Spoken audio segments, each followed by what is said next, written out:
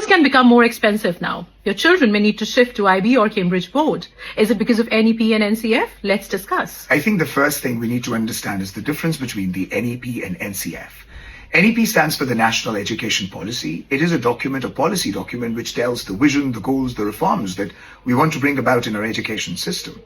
It is developed by the Ministry of Education for the whole country. NCF, on the other hand, is the National Curriculum Framework. It is also a document, but it gives the guidelines to the schools primarily on how the curriculum should be, how the lesson plans, how the teacher training, teacher assessments, all of that should be. It is developed by the NCRT, which is the National Council for Educational Research and Training, and that works under the Ministry of Education. So why is it believed that because of NCF, the international boards like Cambridge and IB, they're getting more popular, and now we'll get more push to shift to these boards? So directly speaking, all this bandwagon of NCF and NEP is confusing the parents. They find the education system currently unreliable.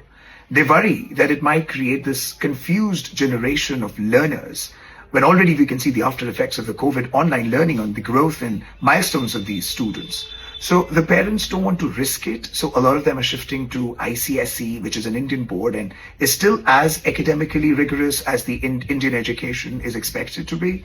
Or they want to go for IB and Cambridge because they feel at least their child, whatever he learns, would get a global recognition. And for them as parents, they would get this upward mobility. Right. Interesting. So already the new age private schools, they already believe that NEP talks the IB talk, but IB walks the walk.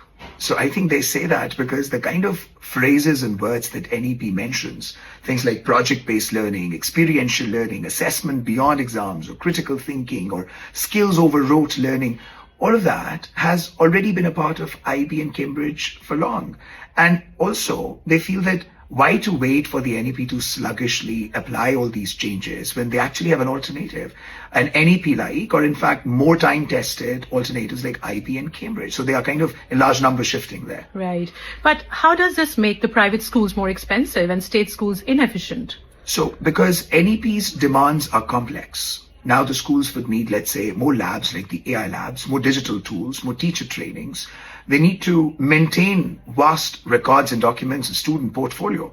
So that means the schools would need to hire in more staff, and that would reflect in your fees. Your school fees is going to go up, while the state schools are going to find this a lot of administration work.